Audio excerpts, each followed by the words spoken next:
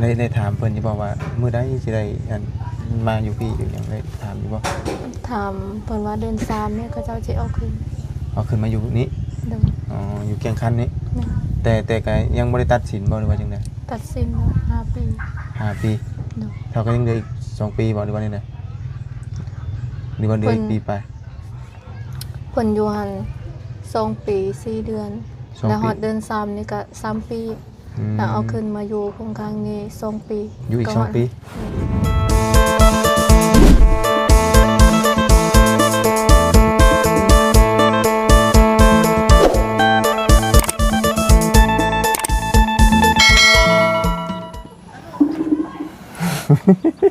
เห็นนี่คือหน้าสาวหน้าเด็กตัวอยู่ เอาหน้าค่อยเละแต่เก่า คือกันนั่นแหละ ตอนได้หน้าค่อยขาว เนาะเอาเนาะมื้อนี้ก็นั่งอยู่เฮือนน้องหัวเนาะพอดีเมื่อวานทางเจ้าก็มาแบบเร่งด่วนบ่แน่นที่แรกว่าสิบ่ได้มาที่แรกว่าสิจักมื้อ2 มื้อพ้นว่ะอ๋อเบิ่งอาการของประตูเพิ่นมื้อวานนี่ว่าทรงโตอยู่แล้วเพราะว่ามาฮอดครึ่งทางเพราะว่าเสียแล้วพี่น้องเอ้ยที่นี่ก็เลยให้บ่บุญเพิ่นถอนทับกลับผู้เดียวเนาะเมื่อซอยเวียกซอยงานเพิ่นอยู่พุ่นทางวัดจันทร์ก็สิพี่ละเนาะเพราะติดนั่นน่ะสารต่อเรื่องเฮ็ดเฮือนให้น้องครัวเพิ่นนี่แหละพี่น้องเอ้ยบันไดครับมุงล่างถ้วยล่างบ่วงเนาะเฉพาะบ่นั่นบ่แม่น2บ่อนนี้แล้วก็ย้อมสีอันนั้นย้อมสีบานประตูบ่สีอันเป็นลมย้อมสีใหม่เพราะมันสีมันลอกไปเลยมันบ่คือเฮือนใหม่นะเฮาเฮ็ดนะก็เลยเอาสีย้อมเอาบ่ได้เปลี่ยนแต่ย้อมเอาเป็นสีใหม่เนาะเอาเนาะนั่นพี่น้องเอ้ยโดยก็งบพอบ่ปัดนี่ถามว่าพ่อบอกก็ยังบ่ทันฮู้ได้ตัวนี้เฮายังบ่ได้ลงมือเนาะแม่นเพราะว่ามันบ่ได้ขาดคืออันว่าตัวเฮาถามตัวเจาะน้ำเนาะตัวเจาะน้ำนี่เฮาฮู้ราคาแล้วเนาะ18 ล้านเนาะ18 ล้านตัวนี้อันนี้มีแต่เฮ็ดเบิ่งตัวจริงนำแหละฮู้แต่ค่าสร้างพี่น้องค่าสร้างเท่าไหร่4.5 ล้านเนาะเพิ่นว่ามา5 ล้านต่อน้ำได้4.5 ล้านเพิ่นว่ามันยากโตทาสีหั่นเพิ่นว่าต้องได้เฮ็ดห่างแล้วก็เสี่ยงซากเสี่ยงตายหลายเพิ่นว่าเอารวมขึ้นได้บ่แม่นรวมกันเบิดเลยเฮ็ดอันนี้ก็เฮ็ดอันสังกะสมที่สีใช้คักแน่เนาะมุงล้างถ้วยก็ที่นี่ก็มีแต่ให้เพิ่นไล่อุปกรณ์พวกไม้เส้นไม้หยังแล้วมีไม้หยังแน่มีเด็กตะปูเนี่ยอะไรแน่ก็ให้เพิ่นเขียนมาเดี๋ยวอาจารย์สิเอาออกไปสั่งมื้ออื่นเช้าและรถเจ้านี่แล้วแล้วอันเสาดินเสาบาก4 ต้นเสา2.50 เมตรประมาณ2.50 เมตรเพื่อพังลงดินแกมาได้ที่เนาะจังหวะเนาะได้รอก4 ต้นนึงมัน2.50 เมตรบ่ระยาวปานใดที่เนาะได้อยู่คำ2 เมตรพอดีพ้นหน่อยนึงเอาเนาะก็งบนำมาบุญก็มีอยู่5 ล้านเพราะว่าทางเอื้อยเพิ่นฝากมาที่เลขว่าสิให้สมทบกับอนาเจาะน้ำเนาะที่นี่ทางเจาะน้ำมันครบไปแล้วแต่ที่นี่ทางเอื้อยเราก็เลยว่า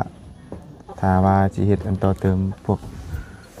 หม่องซานเนาะก็มีแต่ว่าอีหยังขาดเดือก็สมทบกันสมทบตัวนั้นเนาะทางเอื้อยเพิ่นก็ได้โอ้ก็ดีแล้วซะพี่น้องพอดีเป็น13.5 ล้านสบาทเนาะ13 ล้านก็หักค่าสร้างออก4.5 ล้านก็เหลือ19 ล้านเนาะเหลือ19.5 ล้านก็ไว้ก็เหลือ9 ล้านเนาะจะว่า19 ล้านมื้อนี้13 ล้านฮักออก4.5 ล้านเนาะก็เราจะตกใจเนาะเหลืออยู่9 ล้านเหลืออยู่9 ล้านเนาะเหลือ9 ล้านก็ลองเบิ่งบัดว่าอุปกรณ์มันสิซื้อเองสิมีหยังแน่เนาะติดตามเบิ่งโดยสบายดีเด้อพี่น้องเด้อสบายดีเด้อพี่น้องกันเนาะ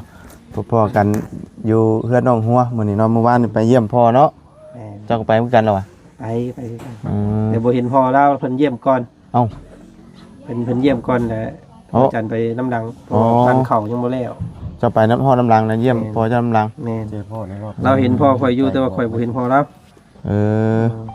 เพราะว่าเพิ่นออกมาแค่ประมาณ10-15 นาทีนี่ครับแป๊บเดียวโดยเนาะ เป็นอะไรจะทั้งพอเจ้าสบายดีบ่ บ่ค่อยสบายปานใดพี่น้องเอ้ยเนาะสิว่าคนเพิ่นป่วยก็แม่นเนาะเพราะว่าอาการเราก็หนักอยู่ เป็นยัง ผิว ไง เหลืองตาเหลืองบีพี่น้องท่อบีตัน ทอบีตัน ท่อบีตันน่ะมันเฮ็ดให้บียึง บีนี่มัน ล่นใส่ตับบัด บีนี่มันอันตรายเด้เนาะเดืองเนาะคือลุงเจ้าตอนนั้นแม่นได้เนาะลุงบีเจ้าเนาะ แม่น เดืองนั่นก็เนาะจอย เกี่ยวกับบีท่อมันตันพี่น้องเอ้ยท่อบี เลยเนาะ ท่อบีตันแล้วน้ำบีมันบ่ไหล เพราะว่าตอนนี้ อั้งบัด โดย มีแต่มันปูม ขอบใจหลายๆจ้ะ แต่ที่นี่ก็เลยเฮ็ดให้เราเหลืองอย่างอื่นของเราดีเบิดเนาะมีแต่อย่างเดียวนี้ ครับ เฮ็ดจังไดแล้วบัดนี้พี่น้องมีแต่หมอเพิ่นว่าแนะนำให้ผ่าตัดเนาะผ่าตัดก็ผ่าตัดอยู่ในหันมันหลดจักสิแนวใดพี่น้องเนาะ จักสิดูแลแบบใดเนาะ มันบ่มีผู้เบิ่งผู้แยงคืออยู่เฮือนเฮาเด้อยู่เฮือนเฮาผ่าตัดออกมาแท้ๆลูกเมียเบิ่งอาหารการกินให้แท้ๆก็ยังเนาะยังรักษายากนะบาดแผล อันนี้ผ่าตัดไปอยู่ในหัน ผ่าตั เนาะ ดแต่ไปอยู่ในคุกในกรงไปนั่นน่ะจักสิว่าได้ไงเนาะทางตัวพ่อเพิ่นก็คิดหลายแต่ว่าผ่าตัดแล้วมาอยู่แบบนี้เนี่ยตายคือเก่าเราอ่ะ บ่ผ่าตัดดีกว่าความคิดเราได้นี่เนาะ แม่เพราะว่าก็บอกผ่าตัดแต่ยังอยู่หันอยู่นะ อืม บ่มีไผเบิ่งไผได้ แล้ววันนี้ความคิดเรานี่บ่อยากพาแล้วนี่ ก็บ่อยากผ่าแล้ว เอ้าเพราะว่าความคิดแบบว่าถ้าพามาแล้วบ่มีผู้ดูแลเด้ แล้วไปอันนั้นคือเก่าเราบ่อยากพาความคิดเราคิดหลายนี่เนาะตามความคิดน้องนะ ประมาณนั้นแหละ อืม ลองดมเบิ่งแพทย์หมอเพิ่นตื่นอยู่ อืม สิเล่นเรื่องออกมาปิ้นปัวข้างนอกได้บ่ที่นั่นนี่แหละครับเดี๋ยวลองถามเบิ่งเพิ่นนี่ก่อน โดย มันก็ซื้อสิใช้เงินนั่นแหละว่าซั่นซะ อืมเอาจังไรครับเบิ่งนำกันเอ้า นี่ เอากินข้าว เพิ่ โอ้ยเนาะ ข้าวขนาดมา โดยเอ้าเดี๋ยวอวย ถามความรู้สึกน้องเพิ่น โดยอวยก่อนเบิ่ง ว่านี่ให้ โอ้โดเนาะไปเอาบาทนี่เนาะผู้นางเฮียงกันลูกชะลอยอยู่พี่น้องไงเนาะโดเอาพี่น้องเอ้ยผู้กินข้าวว่าติมากับพ่อในนี่โลดนี่เนาะยิ้มตึกมาอีกอยู่ได้เฮากันนะบาดนี้เฮ็ดได้บาดนี้สิกินอยู่บ่บาดนี้กินคือเก่าติ ตัวจักอยู่เนาะเวลากินข้าวตัวก็มาโลด แต่บ่ให้เราย่อได้เด้ เวลาเที่ยงกันติ โอ้ เป็นแผนเพิ่นหน้านี่ เป็ เนาะ นแผนเพิ่น เป็นมุ้ย เป็นมุยเอา ว่าคือสิดอกบ่อยากเนาะ นี่เอาซำนี่ เอาเนาะกินเถอะเจ้า กินเด้ กินเหรอ กินแม่บ่เล่าจุบ่เข้าว่าสิย้ำออกโอ้ย รับเด้อเจ้าเด้อบ่กินเด้อ ยามเฮ็ดเวียกคนอื่นเข้าเลยจังย้ำออก ไผบ่กินค่อยสิกินฉันเด้อ กินแล้วนะตัว มา พูดไปนั่งพุ่น เบิ่งโอ้ยตายเจ้าก็ได้เฮ้ยเอากินข้าวพี่น้องเอ้ยเอาทั้งตำนี่เอาชิ้นมาพี่ เป็นมุนเนาะตกมุนนะพี่ เอาสักคนเด้อ กินเบิ่งก่อนเนาะมุมเบิ่งกล้องให้ก่อน เจียวเนาะเอาคัก เข้ามา มาเพิ่งครับ บ่จัด ได้แล้วมันเต็มมุมกล้องเลยเด้นี่ มา ดีได้แล้ว เจ้าก็อย่ามุมกล้องใกล้ดีเนาะ บ่ได้แล้ว กินข้าวเด้อพี่น้องเอ้ย มันขึ้นมา บุษบา นี่จะว่าคาร่ำมาตัวบ่กินเด้อ บ่ได้เด้อนี่ นะขึ้นมา ข้าวนะเฮากินมาแล้วกินนี่เนาะมีแต่สิกินตำเด้อแพ้ตำนี่ใครอยู่ พ่อเลย ใครสิก็บ่ตีไม่กล้าจะใส่โกนมันเด้อ อันดาถามนี่บ่แม่นว่าหยังได้คำว่าเพิ่นตำนี่ยันบ่แซ่บอะนะ จะได้บอกถึงบ่ตัว จะได้บอกถูกกันนะน้ำต้องถามหิวก่อนเด้เอากินข้าวกินน้ำก่อนมื้อนี้เนาะสีหน้าสีตากะถือว่ายิ้มแย้มแจ่มใสมื้อนี้เนาะบ่ได้นั่งไห้คือมื้ออันว่าเห็นจดหมายพี่น้องเอ้ยเนาะ เฮาน้ำบ่ได้อาบได้เฮาน่ะไปนั่งใกล้บ่ได้ยินเพราะว่าน้ำห้องในห้องข่อยบ่มาคืน น้ำบ่ไหล น้ำบ่ได้ น้ำบ่ไหล ไฟดับได้เมื่อคืนนี่น่ะ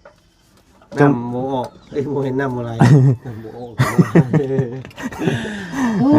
เมื่อคืนนี่ไฟดับได้จักมันเป็นหยัง เอ้ามันพายุเข้าได้กินได้บ่แม่นปั้นเข้าท่านได้คลำได้คนอื่น บ่ลาว่าเพิ่นต้องเข้ามาครับ เอาจกเขาอีกบ่ อื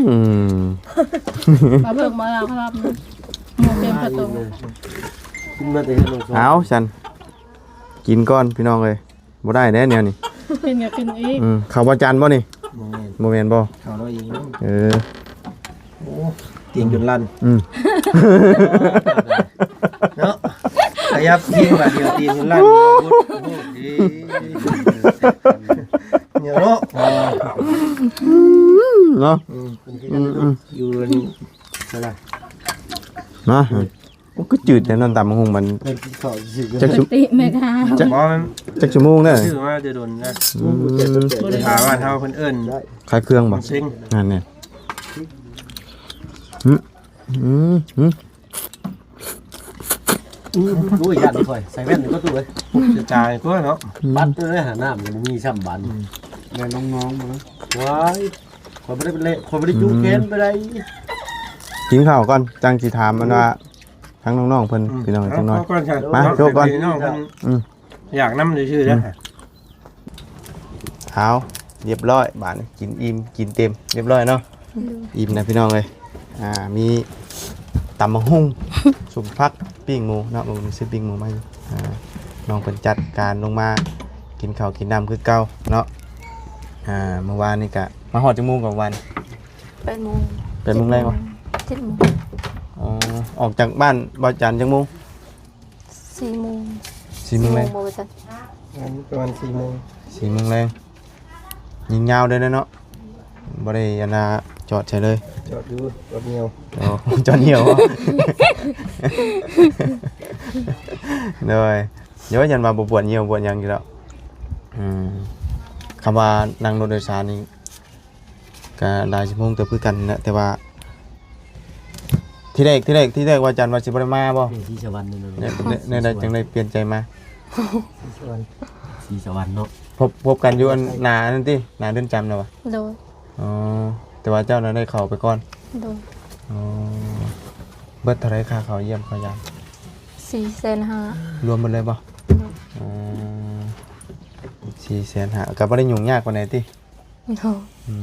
ไปแล้วก็ให้เพิ่นเขียนบ่ โดย มาขอเยี่ยมผู้นั้นผู้นี้ติ โดย เออคือว่าได้ทางแม่เจ้าเราก็เคยไปเยี่ยมอยู่เนาะแล้วก็อันปาพอฮู้จักแน่แล้วเด้เนาะออกมาเยี่ยมจังอาทิ บ่ได้ มาเบิ่งครับเอาหึงแต่บ่จากตอนเฮายืนกัน โดนอยู่ อืม 15 นาทีวัน 15นาทีสำหรับเวลาเฮานี่หวยถือว่าไวสุดเลยเนาะ แม่ ย่างเข้าไปยังบ่ทันได้หยังครับจูงแขนเขาแล้วเนาะแม่นบ่ แม่ เพิ่นใส่อันนี้บ่ บ่ ปล่อยไปเลยบ่ แม่บ่ใช่ มีแต่ใส่สุดอันน่ะนักโทษซื่อเนาะ ว่าก็ใส่เสื้อธรรมดาก็ ใส่เสื้อธรรมดาบ่โดยเนาะ ลืมเบิ่ง วินาทีแรกเห็นเฮ็ดได้ไดตอนน่ะ ดีใจ ฮะ ดีใจเห็นบ่ น้ำตามัน ออกบ่ทุกคนบ่ เอาเขาออก ไผให้ก่อน ให้หมดพร้อมกัน ให้เบิดพร้อมกันได้ทั้งแม่ทั้งหยังเลย โดย ไผโดดกอดก่อนจ้ะไผกอดพ่อก่อนบ่ได้กอดครับ บ่ได้กอด โดยเอาเนาะก็ในรอบ3ปีบ่เคยไปเยี่ยมจักเทื่อเนาะ โดย ได้ไปเยี่ยมพ่อเนาะ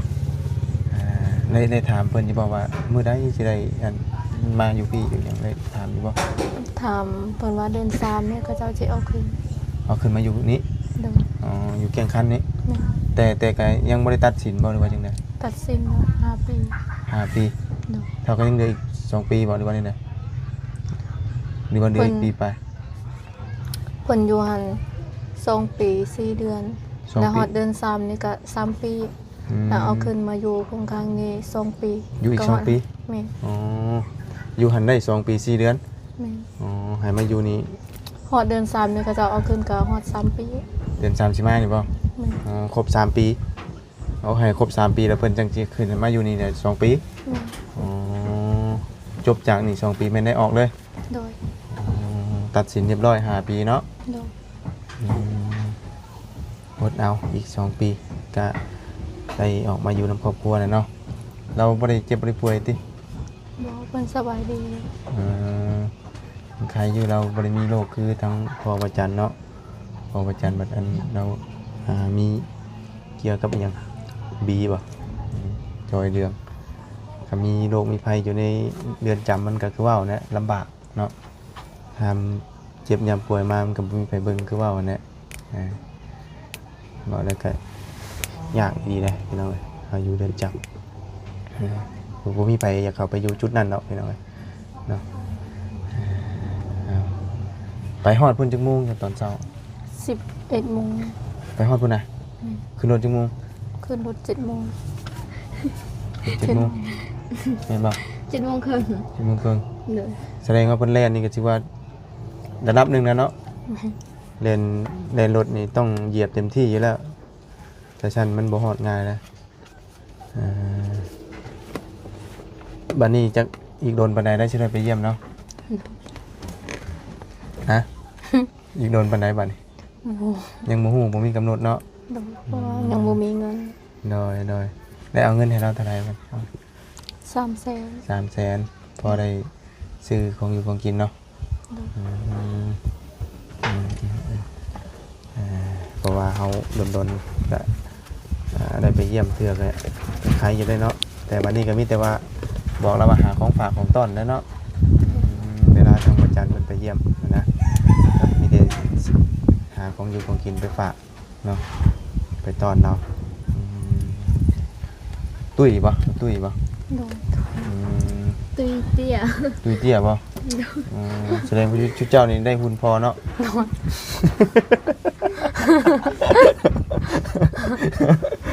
ตุ้ยเตี้ยนี่แสดงว่าแม่นนี่ได้หุ่นพอนี่นะเนาะ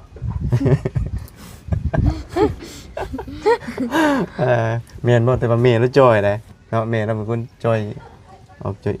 หุ่นเรียวๆจงใจลูกนี่สิได้แนวพอตุ้ยเตี้ยเลยฮะตุ้ยนี่บ่แม่นดอกเตี้ยเนาะเป็นบ่ได้ตุ้ยพี่น้องแต่ว่าคุมเตี้ยเพิ่นน่ะนะแต่ก็บ่ถือว่าเตี้ยแฮงดอกเนาะเขาเอิ้นว่าตุดปุดหน่อยนึง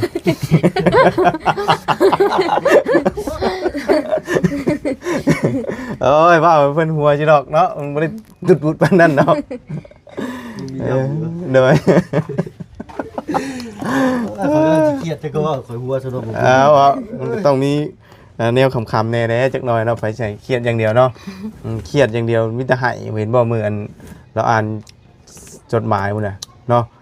อ่านพ้นอ่านว่าท่านบ่ทันได้ไหลลื่นปานใดก็ให้ก่อนแล้วบัดนี้อ่านไปรถค่าเพราะกะๆได้บ่เพิ่งอ่านไปจังฮอดหาก็สบายดีลูกอันนี้ให้แล้วทีนี้ยังบ่ทันได้หยังครับขนาดอ่านค่าแล้วเนาะคำไหลลื่นตอนนั้นโอ้ยยังนักกว่าหันมื้อน่ะอ่านแบบซึ้งๆแน่นะสบายดีเลยลูกนะ ใส่โน้ตเสียงสูงเนี่ยบ่ ตอนนี้พอสบายดีนี่คือเสียงก้องๆคือเพิ่นเด่นหนังนะเนาะเอาเนาะกะดีใจนำเนาะได้พบหน้าพอแล้วพอกันอยู่ดีมีแฮงดีเนาะ โดย มีแต่ว่าเพิ่นตัดสินเนี่ยก็2 ปีบัดนี้นะอีก2 ปีเดือน3สิมานี่ก็แม่นเพิ่นสิส่งขึ้นมาพี่เลย โดย คือคนสิออกนี่เพิ่นต้องส่งมาพี่ก่อนบ่หรือว่าจังไดเนาะ แม่น คือว่าง่ายคือตัดสินเนี่ยนะจังขึ้นมาอยู่พี่แม่นบ่คำบ่ตัดสินนี่แม่นบ่ได้ขึ้นมาอยู่แก้งคันคนทางใดก็ยาแม่นบ่ทางแขวงเฮาอันทางอยู่บ้านเฮาก็คือกันบ่คือกันเนาะถ้าว่าเขาได้ตัดสินได้ขึ้นแข่งขันอยู่นี่หมด บ่ไงถามมาอยู่นี่นะคือแบบว่าตัดสินเลยกัน โทษเบา โทษเบาใกล้ออกนะ ก้านกบก้านเขียดกินได้ บ่ไงคือคุกลักคุกนี่คือว่าไงถูกสุดเนาะ มันแคบ มันแคบแต่ก็คือว่าเนี่ยคนมันหลายเนาะจักไผจักยาบ่อยากเข้าไปเห็นดอกเนาะลำบากเราเอาดีมีไปจะเข้าเห็นบ่ว่าถึงดีกว่าเนาะบ่อยากฮอดยังผ่านแดดมันพุ่นน่ะโดยเอากลับมาแล้วก็นั่นแหละบ้านนี้เนาะเรื่องน้ำเรื่องในเรื่องต่อเติมเรือนซ่านบ้านนี้น้ำในกับพุ่นน่ะรอทั้งบ่าวบุญสารวัตรกลับมาเนาะ จักสอง บ่นั่นแหละบ่ บ่ป้อง อะไร บ่ไล่บ่3คนเนาะ3คนนี้ก็พอดีเนาะอันทางสายเจาะเพิ่นก็ยังขนเข้าขนน้ำอยู่พอดีแหละทางนั้นก็กลับมาทางมาบุญสารวัตรก็เมื่องานศพเนาะเมื่อแบบกระทันหันมาบัดยังทันได้ฮอดซ้ำ มันน่าจัก เนาะเห็นข่าวเสียชีวิตแล้วเราก็ได้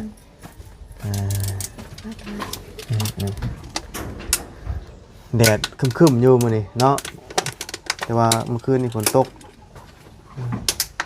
แห้งบางช่วงพี่น้องบางช่วงก็บ่แห้งโอ้พ่อใหญ่เราไปซื้อกับใส่หนูได้นี่เนาะลุงจะบ่ลุงจะบ่ คุณได้บ่ บ่ โอ้ยได้กันเลย